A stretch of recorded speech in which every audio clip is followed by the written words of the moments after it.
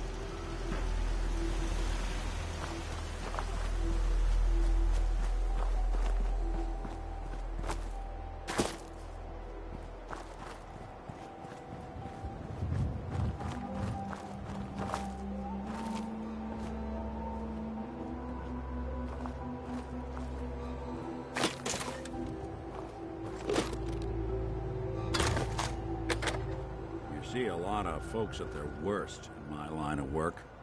Hard to not let it get to you sometimes.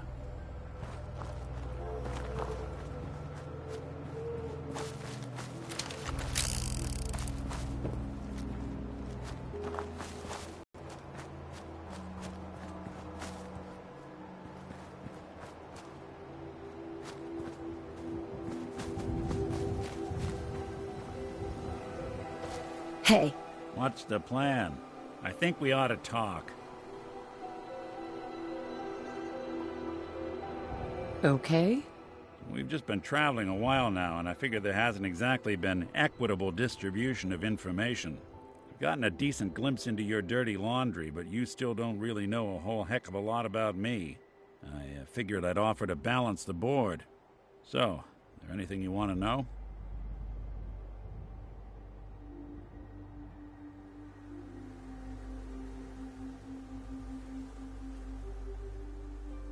So, who are you, Nick? That's a question I've been trying to figure out myself for a long damn time. I know I'm a synth, authentic Institute handiwork, but I'm still mechanical, not bioengineered like the fancy synths giving everyone the willies these days. I get tune-ups now instead of checkups. But my memories, my personality, they're all lifted from some cop who volunteered for an experiment back before the war. They scanned his brain and copied it onto the hardware that runs between my ears. Don't know why they chose to make a robot based on some pre-war cop instead of a math genius or a bioengineer. Hey, maybe that's why the Institute tossed me in the garbage instead of turning me into one of their people snatchers. Wait, what? You're a robot? What else have you been keeping from me? Ha! Well, I'm not sure if anyone told you, but there's been a war.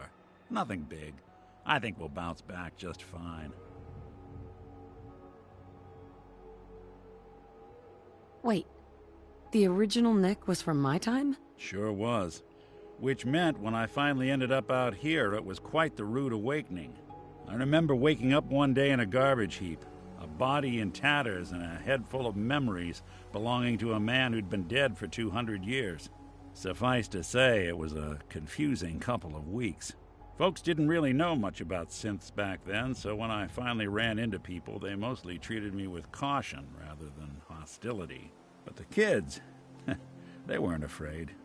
I think his name was Jim. The first person to actually speak to me after I got the boot from the Institute. My first human contact in this world. Grilled me for an hour. Once they'd seen I wasn't going to hurt anyone, the other folks in the neighborhood came out to ogle the mechanical man. It eventually turned into a pretty swell soiree. A local mechanic even gave me a once-over, free of charge. Those people, they treated me like a human being. I've been trying to return the favor ever since. It's a surprisingly rare trait out here sometimes. It's something I've noticed you got a fondness for. Part of the reason I've stuck around this long.